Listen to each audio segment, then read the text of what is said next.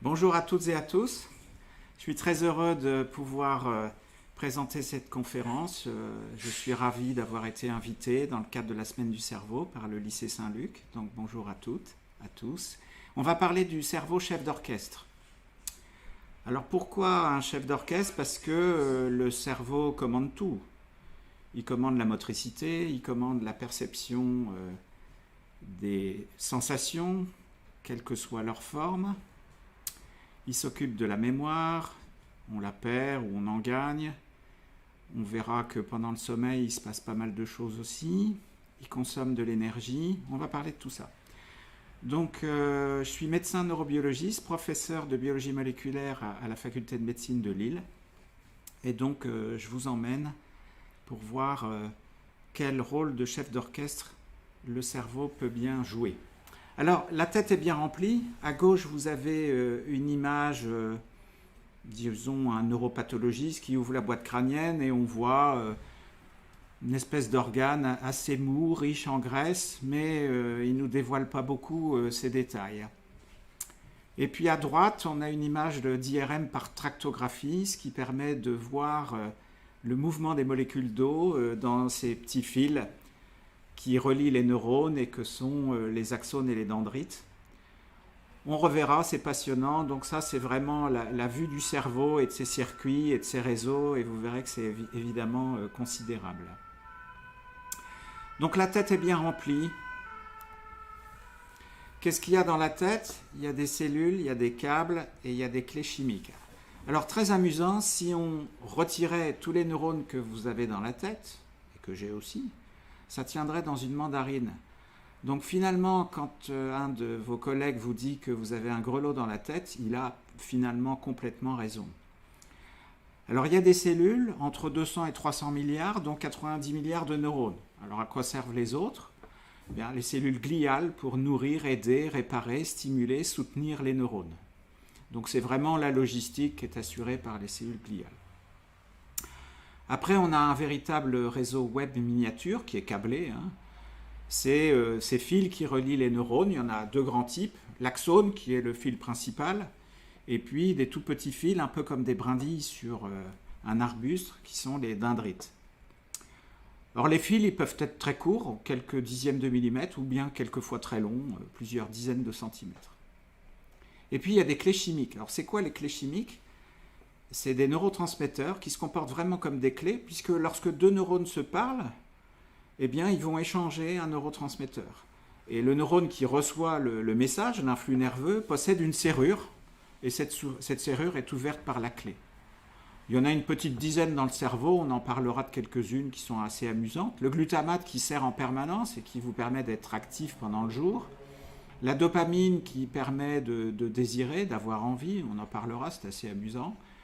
La sérotonine qui est plutôt calmante, et puis il y en a d'autres, par exemple le GABA qui va mettre au silence tous les instruments de l'orchestre lorsque vous allez vous endormir. Alors la taille du cerveau est quand même grosso modo proportionnelle aux capacités mentales et entre autres aux capacités d'intelligence. Parmi les espèces animales, si vous faites le rapport entre le poids du cerveau et le poids du corps, c'est l'homme qui est le champion. Mais il y a des espèces qui ont une toute petite tête, comme ce petit perroquet gris d'Afrique, là, qu'on voit sur la droite, et qui a quand même des capacités à résoudre un certain nombre de problèmes. Donc il est doué d'une intelligence, et pourtant il a un tout petit cerveau. Le dauphin, parmi les mammifères, c'est peut-être celui qui est le plus proche de l'homme, au niveau du rapport entre le poids du cerveau et le poids du corps. On peut donner quelques chiffres. En haut, vous avez une petite photo. On ne va pas faire un cours d'anatomie quand même. Enfin, en gros, en bleu, c'est ce qu'il y a devant. C'est le lobe frontal qui se termine au milieu de la tête, tout en haut. À peu près au milieu, un petit peu en arrière, on a le lobe pariétal. Sur les côtés, derrière chacune des oreilles, on a le lobe temporal, qui sont derrière les tempes. Et à l'arrière, on a le lobe occipital. Donc c'est réparti en gros par région. Et puis le cerveau est plissé, ce qui permet d'augmenter la surface du cerveau, qui est très riche en neurones, donc ça augmente la surface. Alors quelques chiffres quand même intéressants. Bon, le poids, soyez rassurés, ça varie de 1100 grammes à 1350, mais ce n'est pas strictement proportionnel à l'intelligence ou tout au moins aux différentes formes d'intelligence. 90 milliards de neurones, oui, il y a des neuroscientifiques qui ont compté ça, donc ça c'est très précis. 30 000 milliards de connexions, c'est-à-dire lorsque deux neurones se tiennent la main, c'est ce qu'on appelle une synapse, hein, et bien c'est une connexion. Il y en a à peu près 30 000 milliards. Alors celui qui a compté ça, il s'est peut-être plus ou moins trompé à 10% près, mais vous admettrez que ça fait quand même beaucoup. Alors si on déplie la surface du cerveau, ça fait 2000 cm². Bon, 2000 cm², ça fait quoi? Ça fait 3 feuilles de papier 21-27. Les neurones, ils s'en fabriquent pendant la grossesse depuis le 28e jour jusque, disons, la fin de la puberté. Mais au début, c'est très intense, hein, 260 millions de nouveaux neurones chaque jour, et ce qu'on appelle la neurogénèse primaire. Et puis pendant la croissance fœtale, les connexions entre les neurones, alors là c'est vraiment un Big Bang terrible, hein, 1 million de nouvelles connexions par seconde. Soyez rassurés, même à l'âge adulte et même à un âge avancé, au 3e âge ou 4e âge, vous continuez à fabriquer des neurones. Plus de 10 000 neurones par jour. Donc soyez rassurés, on n'en perd pas. On perd des connexions, mais on ne perd pas de neurones. Ces fameux fils, ces axones, ces dendrites qui relient les neurones entre eux, 160 000 km, c'est quand même beaucoup. Alors quand on dit 90 milliards de neurones, on ne se rend pas bien compte. Vous imaginez un petit volume de cerveau qui tiendrait dans un apéricube. Eh bien, on peut loger 30 millions de neurones. Qu'est-ce qu'ils consomment? Ils consomment essentiellement du sucre. À peu près un morceau de sucre par heure, ça fait 5 grammes. En équivalent puissance, ça fait 16 watts. Bon, vous voyez, votre ordinateur portable qui consomme de l'énergie, surtout à cause de l'écran, c'est entre 50 et 80 watts. Un cerveau, c'est à peu près 16 watts. Et découverte assez étonnante, toujours parmi ces chiffres, mais je vous rassure, ce sera le dernier chiffre, la maturité du cerveau, c'est-à-dire le fait que les fils sont complètement développés et bien connectés entre les différentes régions, ben ça se termine à l'âge de 25 ans. Donc il faut du temps pour faire un cerveau adulte. Carte du cerveau. À gauche, on a une carte qui a été établie par un neuroanatomiste au début du XXe siècle. Et à droite, on a une représentation grâce à l'IRM par tractographie qui date d'à peu près 5-6 ans, où finalement on a des réseaux, des nœuds, où il y a des échanges, il y a des autoroutes pour transmettre l'influx nerveux assez vite, et puis vous avez des nationales, des départementales, des petits chemins. Bref, vous voyez, ça fait un réseau câblé absolument considérable et très compliqué évidemment à interpréter. Mais on va en tirer quelques informations intéressantes pour montrer que le cerveau commande vraiment beaucoup de choses. Juste une image qui provient d'une fixation des neurones avec des colorants à l'argent sur des coupes de tissu de cerveau.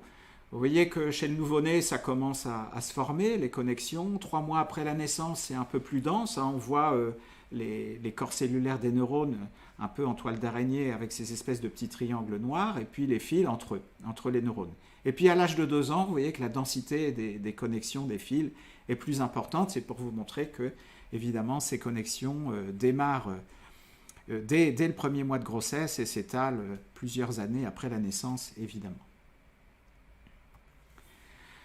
Alors, comment se tisse la pensée? C'est vraiment avec les progrès de l'IRM que les chercheurs se sont mis d'accord pour baptiser un nouveau projet qui s'appelle le projet Connectome, c'est-à-dire faire de l'IRM chez des milliers de sujets pour voir un peu quel est le trajet de ces fils qui sont colorés ici et des images reconstituées par ordinateur, où finalement, selon les régions, vous voyez, il y a des fils qui sont en rouge, il y a des fils qui sont en bleu, il y a des fils qui sont en vert, et c'est très très compliqué.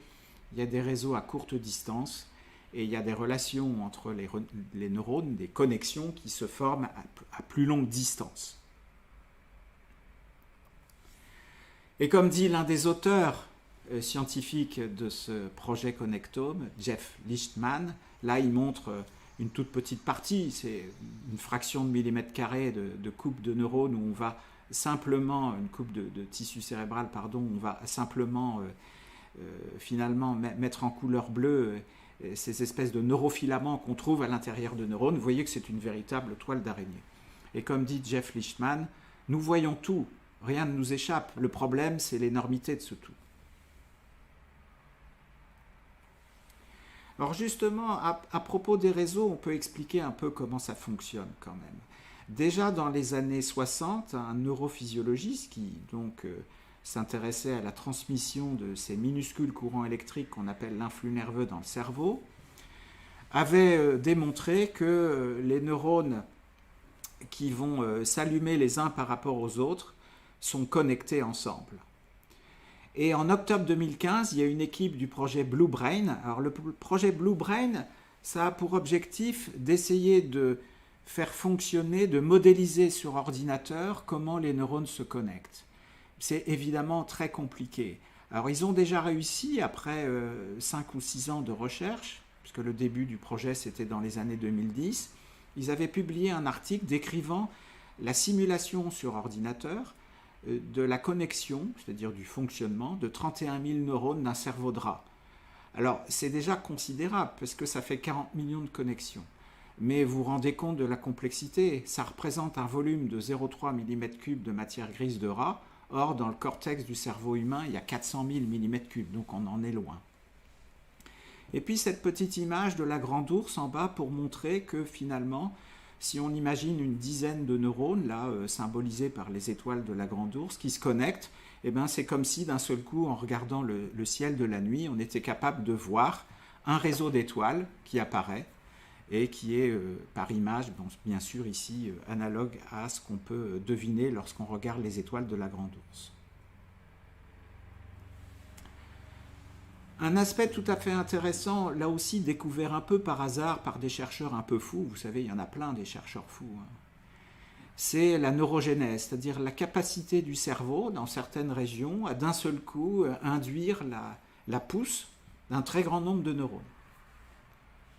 Eh bien, c'est le groupe de Fernando Nottebohm qui a observé ça en 80 parce que, comme tout chercheur curieux, il s'est dit, mais comment ça se fait que le canari mâle chante au printemps, on le sait, c'est pour attirer la femelle, mais que cette capacité vocale n'existe pas en hiver et n'existe pas chez le canari femelle. Et il s'est rendu compte qu'en fait, c'est à cause de l'effet de la testostérone, donc une hormone mâle libérée dans le cerveau de ce petit canari, qui va augmenter d'un facteur 3 ou 4 le volume du centre vocal dans le petit cerveau de ce petit animal. Et le volume de ce centre vocal est multiplié par 3 ou 4 au printemps sous l'effet de la testostérone. Et pourquoi son volume augmente? Eh bien, parce que d'un seul coup, il y a des neurones qui poussent. Alors évidemment, les chercheurs lui ont dit à l'époque, ouais, tu nous fais rigoler avec ton histoire de canari, mais chez l'homme, ça m'étonnerait que ça apparaisse. On n'a pas un doublement de la grosse tête au printemps. Eh bien, détrompez-vous, c'est vrai, même si ça touche des petites régions du cerveau, qui vont être stimulées par quoi? Eh bien, par le fait de le faire fonctionner. Finalement, le cerveau, c'est un peu comme une pile, il s'use que si on s'en sert. Mais là, il se développe si on s'en sert.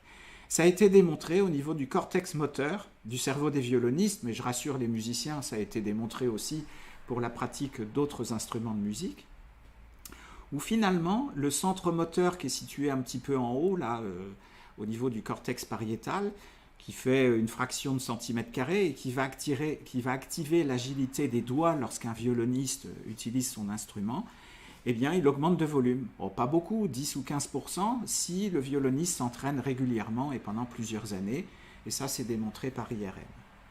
On peut faire la même chose avec un tas de stimulations motrices, et même avec des stimulations de la pensée, comme des exercices de méditation par exemple, ça a été démontré, on peut développer certaines régions du cerveau rien qu'en observant des séances de méditation.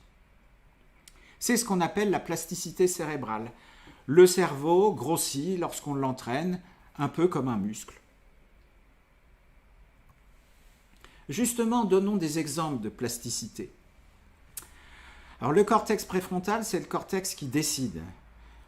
Je vais initier un comportement, je vais réfléchir, je vais répondre à un problème de maths, à un problème de logique compliqué, c'est le cerveau préfrontal. La vitesse d'exécution de la réponse de cette partie du cerveau est maximale entre 25 et 35 ans. Après, tout ne s'éteint pas, mais ça va un peu moins vite.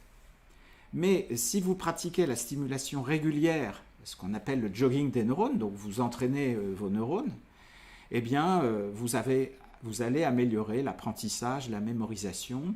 Et plus vous apprenez, et ça c'est bon pour les lycéens qui sont ici, plus vous stimulez votre mémoire, plus vous allez augmenter votre capacité de mémoire et vous allez constituer une réserve cognitive. Il y a plein de choses dont vous vous souviendrez toute votre vie. Donc il faut apprendre toute sa vie. Évidemment, le repos c'est important, mais aussi la rêverie, parce que ça va changer les rythmes finalement d'échange d'un flux nerveux entre les réseaux, on en parlera un petit peu après, et ça c'est très bon, puisque ça va vous permettre non seulement d'élaguer les choses que votre prof vous a racontées et qui ne servent à rien, et les choses que vous avez soulignées avec votre stabilo vert et que vous allez mieux mémoriser pendant la nuit. Donc ça c'est très important. Ensuite, à l'âge adulte, tout le long de la vie adulte, le système limbique, c'est le cerveau des émotions, devient plastique. Bah oui, plus on accumule les merdes pendant la vie ou les coups durs, plus on est prêt à mieux y résister si de nouveaux coups durs apparaissent. Hein. C'est ce qu'on appelle la résilience, c'est-à-dire la gestion des coups durs, la gestion du stress. Et bien évidemment, plus vous accumulez d'expérience, plus cette résilience, plus cette capacité à faire face à des nouveaux coups durs, qui peuvent être aussi des coups tout à fait sympas, hein, les émotions positives, va se développer.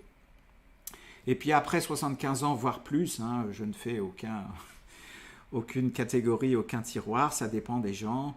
Souvent, il y a un début de déclin du fonctionnement du cerveau. Vous ne perdez pas de neurones, mais vous perdez des connexions, c'est-à-dire que finalement, ces grands arbres que constituent les neurones de la pensée vont perdre des brindilles, mais rassurez-vous, les troncs restent encore là. Donc c'est des troubles de la mémoire épisodique. Par exemple, cette femme qui ne se souvient plus de ce que lui a dit sa belle-fille 2 jours avant. Ça peut être une perte de mémoire de travail. On ne sait plus faire 4 choses à la fois. C'est déjà pas mal d'en faire 4 à la fois. On n'en fait plus que 3 ou 2. Bon, mémoire de travail. Et puis la vitesse d'exécution. On se rend compte quand on partage un jeu électronique avec son fils ou son petit-fils qu'on va un peu moins vite que lui. Donc ça, c'est la vitesse d'exécution qui diminue avec l'âge. Alors on va parler un peu de la mémoire, ça intéresse beaucoup les lycéens, et puis après aussi, bien sûr, les enseignants aussi, bien sûr, comment mémoriser par avance le cours qu'on va donner. La mémoire, c'est quoi ? Vous le savez, c'est la capacité d'enregistrer, bien sûr, mais aussi de conserver ce qu'on a enregistré et de le restituer, que ce soit le lendemain ou quelquefois 2-3 mois plus tard lorsqu'on passe un concours ou lorsqu'on passe un examen.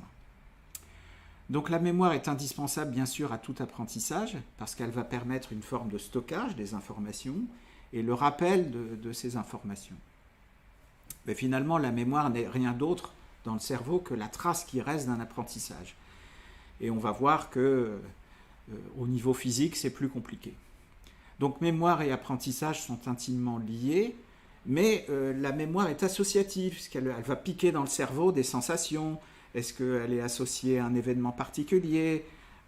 Dans cet événement, est-ce qu'il y avait des personnes ? Est-ce que ces personnes étaient habillées ? Est-ce qu'il y avait la couleur du ciel ? Est-ce qu'il y avait une sensation gustative à ce moment-là ? Une sensation olfactive ?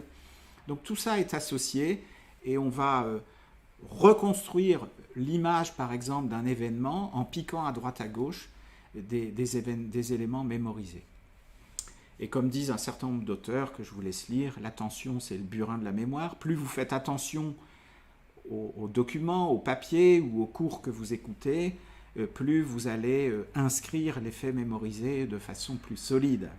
Donc c'est pas la peine de regarder son téléphone portable à ce moment-là, ça marchera beaucoup moins bien. En plus, ce qui est très étonnant, c'est que la mémoire est complètement tordu par le cerveau, notamment pendant la nuit ou pendant les moments où vous ne mémorisez pas ou vous remémorisez pas un fait que vous avez entendu ou écrit ou lu. La mémoire du passé n'est pas faite pour se souvenir, alors ça paraît contradictoire par rapport à ce que j'ai dit, mais elle est surtout faite pour imaginer et pour reconstituer le fait mémorisé de façon un peu tordue, ce qui permet de prévenir le futur. Et évidemment, l'apprentissage peut modifier le comportement ultérieur en fonction de ce que vous avez évidemment mémorisé. Alors ça, c'est un petit cours du neurobiologiste que je suis pour les jeunes étudiants. Moi aussi, j'ai des étudiants, mais il y en a aussi dans ce lycée. Les 3 étapes à mettre toujours dans l'ordre. D'abord, l'encodage. Il faut bien capter les informations. Donc, il faut bien écouter, il ne faut pas en écouter de trop. Si vous lisez un texte, il faut égrener ce qui est principal de ce qui est accessoire. Ça sera beaucoup plus facile à mémoriser. Et cette information va être décodée dans des aires qu'on appelle les aires associatives du lobe temporal. On ne va pas compliquer les choses. Donc l'encodage, il faut être dans de bonnes conditions. Ensuite, la consolidation. Évidemment, c'est la répétition. C'est un terme moyen très efficace, puisqu'on va accélérer la vitesse de connexion d'un certain nombre de neurones dans un réseau particulier. En gros, c'est un peu comme le petit poussé, c'est-à-dire que la première fois, les réseaux de neurones déposent des petits cailloux sur le chemin, et puis après, les neurones se souviennent là où ont été déposés les cailloux, et ça marche beaucoup plus vite pour recommencer à se promener sur ce chemin du stockage des informations. Et puis la troisième phase, qui est la phase de rappel, c'est-à-dire être capable de ressortir les informations mémorisées, capacité à restituer cette information. Et elle dépend, bien sûr, non seulement des stratégies d'encodage, est-ce que vous avez été suffisamment attentif, concentré au moment où vous avez appris, et puis la bonne santé du cerveau. C'est-à-dire qu'évidemment, si vous faites ça après avoir bu 4 mojitos ou après avoir passé une nuit blanche, c'est beaucoup moins facile. Donc la santé du cerveau, c'est très important. On verra que la santé vasculaire est importante également. Alors c'est comment? Alors il y a plusieurs formes de mémoire. Il y a des mémoires. Donc sans faire un cours de neurologie, de façon extrêmement simple, on va prendre des exemples. Il y a la mémoire qui dépend de la durée du souvenir. La mémoire sensorielle. Vous croisez une jolie femme dans la rue, d'un seul coup, vous sentez cet effluve de son parfum, et pouf, en 2-3 secondes, vous ne pouvez plus mémoriser ce parfum, mais au moins, vous l'avez mémorisé quelques secondes, c'est la mémoire sensorielle. À court terme, c'est la mémoire de moins d'1 minute, moins de 7 items. Grosso modo, maintenant, évidemment, vous appuyez sur votre portable, mais avant les portables, on se disait l'un l'autre, tiens, voilà mon numéro, 06 36 49 64 40 41, et puis il fallait être capable de mémoriser ça avant de l'écrire. Donc ça, c'est possible. Autre exemple de cette mémoire à court terme, c'est la mémoire bien développée par les serveurs dans les cafés, qui, au bout de 3 tables, se souviennent quand même exactement de ce que chacun a commandé. Donc ça peut s'entraîner. Et puis, il y a la mémoire à long terme, la mémoire sémantique, lorsque vous devez apprendre une leçon, un texte, la mémoire épisodique, quand vous devez vous souvenir ce que vous avez fait la veille, l'avant-veille, ou ce que vous avez mangé lors d'un repas il y a quelques jours. Et puis la mémoire procédurale, qui est une mémoire bien inscrite, par exemple la capacité à lasser ses chaussures, la capacité à monter sur un vélo, vous apprenez et ça, elle est bien inscrite dans le cerveau par la suite, c'est la mémoire des gestes. Alors après, les neurologues vous diront qu'il y a une autre façon de voir la mémoire qui dépend de la capacité à restituer les faits ou l'élément mémorisé. Donc la mémoire explicite, c'est être capable de déclarer verbalement un texte que vous avez appris, donc vous utilisez la parole, donc c'est bien explicite évidemment, et elle nécessite un encodage dans le cerveau qui est un peu plus complexe. Et puis la mémoire implicite, vous n'avez pas besoin de raconter comment vous faites quand vous lacez vos chaussures, donc c'est une mémoire qui n'utilise pas les mots.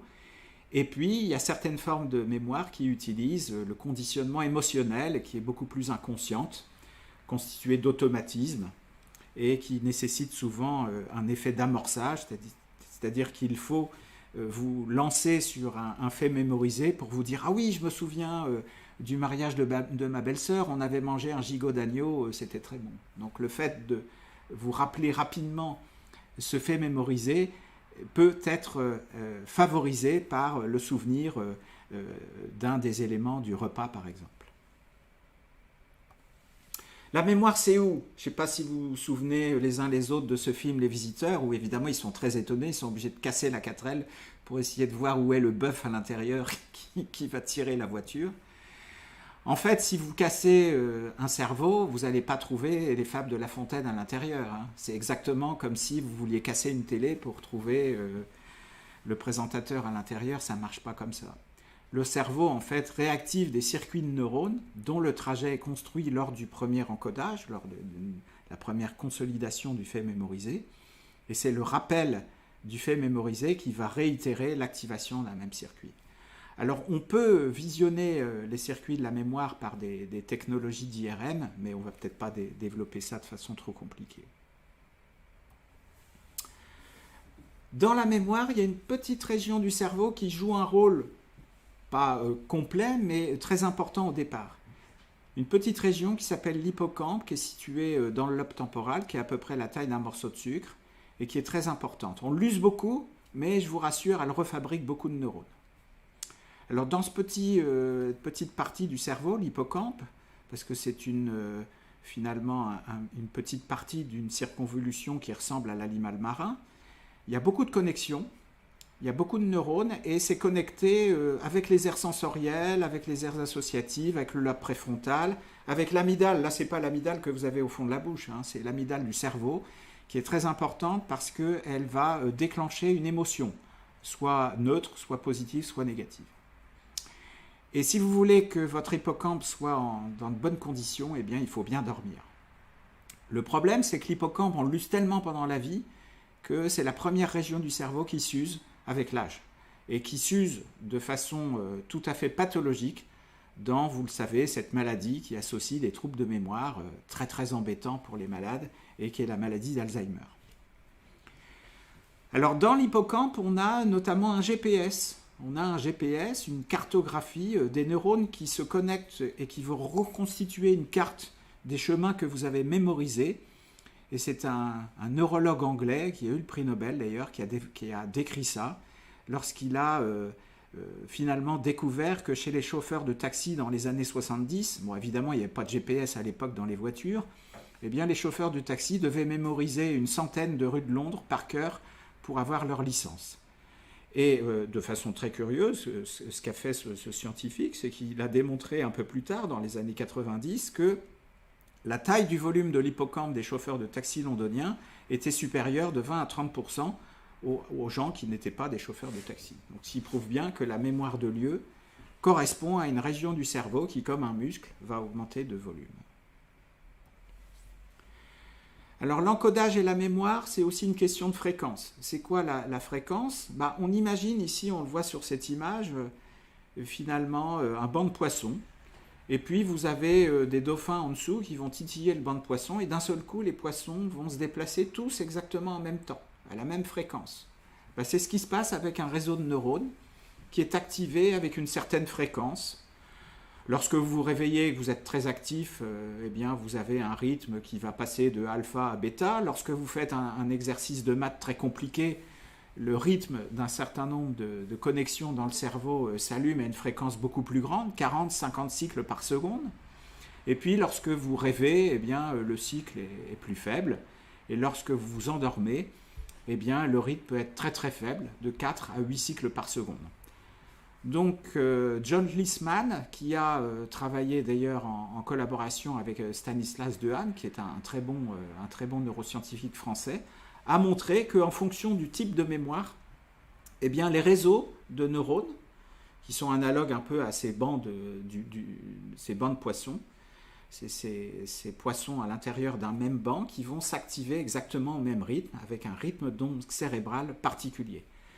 Et il a démontré que le rappel du contexte spatial met en jeu des ondes gamma, à peu près 30-40 cycles par seconde, alors que celles qui vont finalement rappeler tous les éléments du souvenir mémorisé utilisent des ondes dont la fréquence est beaucoup plus faible, les ondes θ, mais il faut un couplage entre ces réseaux qui utilisent des ondes différentes pour reconstituer la mémoire dans son entier.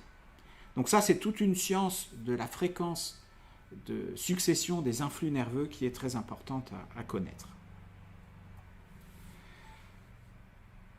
Une partie un petit peu différente, qu'est-ce qu'il faut faire pour garder un cerveau en pleine forme ? Alors, on peut évidemment comparer un petit peu avec ce qu'écrit Dalai Lama. Pour jouir d'une vie heureuse et accomplie, la clé est l'état d'esprit, c'est l'essentiel, et pour moi, neurobiologiste, l'essentiel, c'est pas forcément l'état d'esprit, mais c'est l'état de votre esprit, c'est-à-dire de votre cerveau. Donc on l'a dit tout à l'heure, un cerveau, si on compare en puissance, bon, il consomme beaucoup d'énergie, il consomme à peu près 20% de l'énergie produite par le corps, donc c'est quand même pas mal au repos. Au repos, le cœur développe à peu près, c'est un petit moteur, le cœur, 6-7 watts, le cerveau c'est 16 watts. Donc c'est pas mal, vous voyez, c'est à peu près l'équivalent d'une ampoule basse consommation. Et si on compare à un ordinateur c'est à peu près 50-60 watts. Donc c'est pas nul. Et pour ça, il consomme que du sucre. Rassurez-vous, vous avez tout ce qu'il faut, c'est pas la peine de se bourrer de religieuses pour avoir un cerveau qui fonctionne bien. C'est le foie qui délivre le cerveau, il délivre tout ce qu'il faut au cerveau, 5 grammes par heure. Mais si votre taux de sucre dans le sang baisse, eh bien, vous tombez dans le coma, ce qui prouve que le cerveau s'arrête dès qu'il n'a plus de sucre. Donc c'est vraiment remarquable. Il en consomme presque autant pendant la nuit, parce que pendant la nuit, il va recycler des clés chimiques, et même s'il n'en consomme pas 5 grammes, ça sera entre 3 et 4 grammes. Donc vous voyez, ça ne baisse pas beaucoup. Alors est-ce que manger une barre chocolatée avant un examen, c'est utile? Toutes les mamans connaissent ça.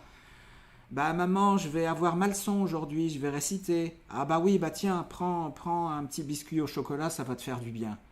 L'explication, elle est connue par les biologistes.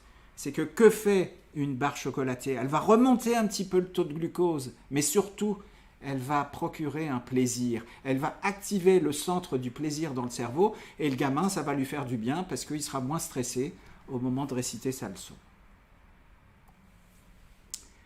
Les neurones s'usent et se réparent, et pour ça, il faut s'adapter. Alors, il y a des hormones qui usent le cerveau. On le sait, quand vous êtes bien stressé, là, vous avez couru après votre train, vous avez activé votre rythme cardiaque, et puis votre prof vous a emmerdé, il vous a stressé, ou c'est votre collègue de travail. Donc vous avez sécrété beaucoup d'hormones du stress qui sont l'adrénaline et la noradrénaline et aussi le cortisol. Tout ça, ça use les neurones. Donc on est bien crevé et tant mieux, on le verra. Le sommeil, c'est un réflexe absolument physiologique qui vous pousse à vous reposer quand le cerveau a été trop usé. Il y a un effet réparateur. La détente et le sport, ça libère des endorphines. Et les endorphines, c'est des hormones qui libèrent du plaisir. Donc après le sport, vous dites, ça y est, je peux repartir, je suis plus stressé. Oui, ça diminue le stress. La communication, vous avez été stressé dans la journée, qu'est-ce que vous faites en rentrant? Vous appelez votre copine en vous racontant vos histoires qui vous ont bien emmerdé. Et ça vous permet de libérer de l'ocytocine. Et l'ocytocine vous permet d'être bien avec votre copine ou votre copain. Parce que ça abaisse le taux de cortisol. Ce sont des exemples, mais des exemples qui sont démontrés. En plus, le cerveau libère des neurotrophines, des espèces de vitamines, qui vont réparer les connexions usagées. Et ces neurotrophines sont libérées pendant la première partie de la nuit. Donc c'est important de s'endormir dans de bonnes conditions. Vous libérez des neurotrophines. Et si au moment du début de l'endormissement, vous rappelez tout le stress de la journée, eh bien, le taux d'adrénaline va persister dans le cerveau et vous n'arriverez jamais à dormir correctement. Le sport aussi libère des neurotrophines. Et on l'a dit, donc le sommeil. Et que font donc ces neurotrophines? Elles réparent les connexions et elles permettent d'activer la fabrication de nouveaux neurones et donc de nouveaux circuits. Donc tout est lié. La déprime. Avant la déprime, on a la fatigue intense. Et si on va au-delà de la déprime, c'est la dépression. Alors je rassure, la fatigue intense, c'est normal. La déprime, c'est l'intensité un peu plus forte de la fatigue, et la dépression, c'est anormal, c'est une véritable maladie. Qu'est-ce qui se passe lorsqu'on est très fatigué? Il se passe une inflammation dans le cerveau, et cette inflammation va baisser la motivation, c'est-à-dire va réduire la production d'un certain nombre de clés chimiques qui vous permettent d'avoir envie d'agir, ou de vous déplacer, ou de faire quelque chose, ça c'est la dopamine. Et puis un certain nombre de substances chimiques qu'on appelle des acides aminés qui permettent de fabriquer ces clés vont être réduites, vont être diminuées dans le cerveau. Donc ça va diminuer votre humeur. C'est ce qu'on appelle la sérotonine. Si il y a une baisse de la sérotonine dans votre cerveau, eh bien vous n'êtes pas bien, vous êtes déprimé, vous n'avez plus envie de rien foutre. Vous n'avez qu'une envie, c'est d'aller vous coucher. Et c'est très bien, c'est un mécanisme réparateur. Envie de repos.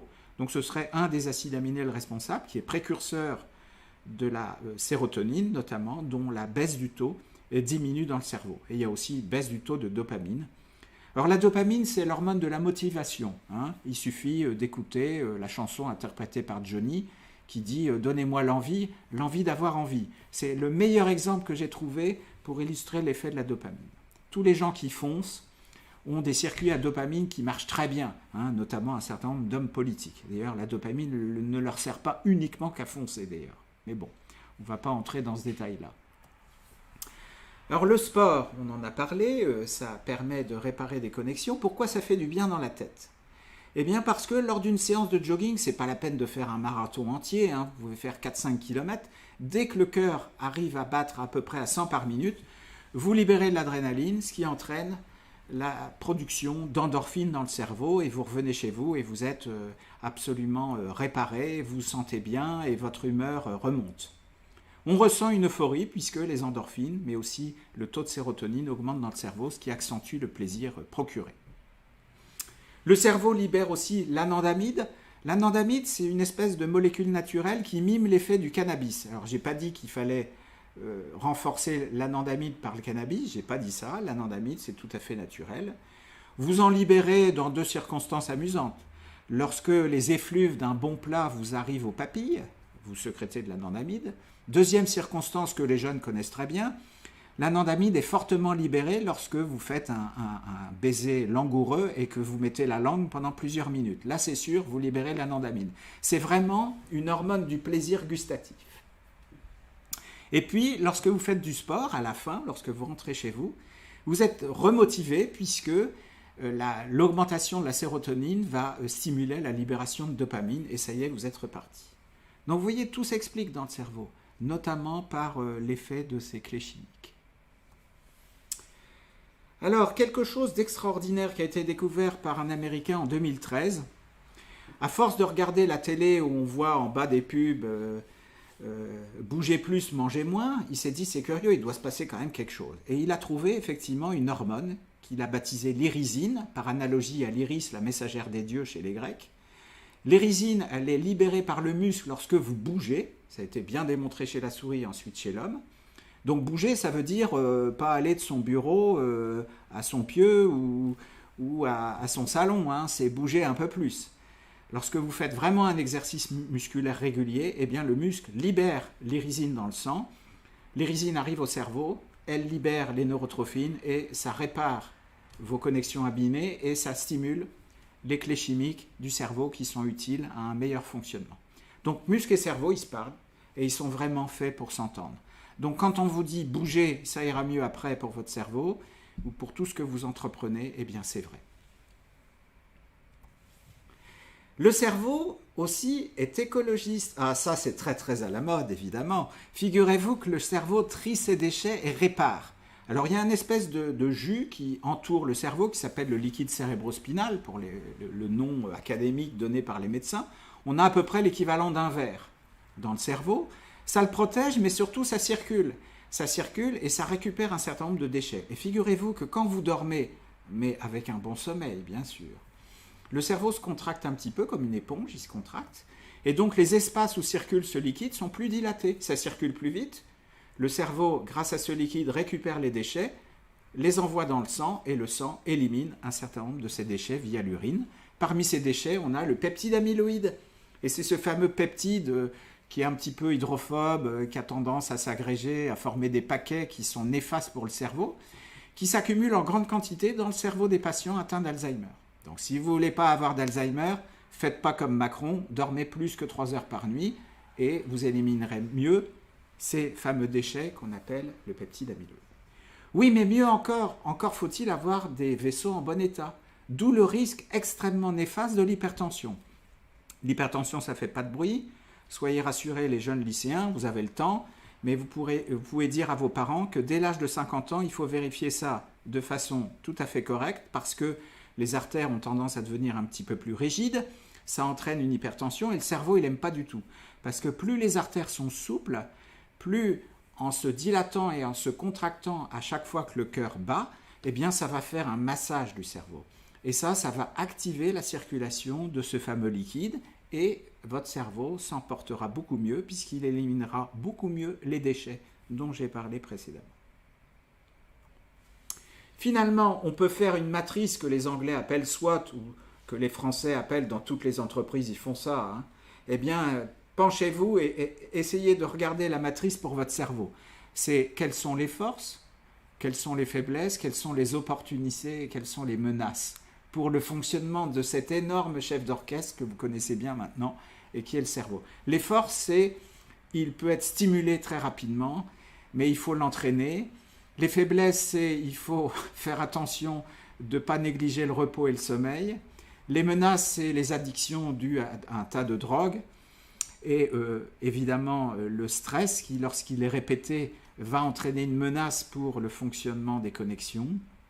Et puis dans ces menaces, on a les effets de l'alcool, évidemment, et aussi des inflammations à bas bruit du cerveau qui sont très mauvaises. Alors parmi les agents qui peuvent procurer un excès d'inflammation dans le cerveau, j'en retiendrai que 2 qui sont très étudiés actuellement. C'est le surpoids, par exemple. Ben oui, le surpoids, on dit oui, vous avez que quelques kilos en trop. Hein, vous écoutez cette espèce d'horrible pub à la télé qui s'appelle Comme j'aime et qui vous raconte que c'est pas grave si vous arrêtez pas, si vous n'arrivez pas à la limite, c'est faux. Dès que vous avez un surpoids, vous fabriquez des signaux inflammatoires qui vont abîmer votre cerveau. Et puis, les deuxièmes signaux inflammatoires, ça vient des espèces de bactéries qu'on a dans l'intestin, le microbiote. Il y a beaucoup de recherches là-dessus. Si votre microbiote est en bon état, eh bien, il enverra beaucoup moins de signaux inflammatoires au cerveau. En conclusion, j'espère vous avoir convaincu que le cerveau est en perpétuelle sollicitation. Il utilise finalement dans son orchestre un certain nombre de clés chimiques qui vont jouer une musique chacun leur tour. On l'a vu, la dopamine pour désirer, l'ocytocine pour être bien ensemble, ou encore la sérotonine pour sentir son humeur très positive.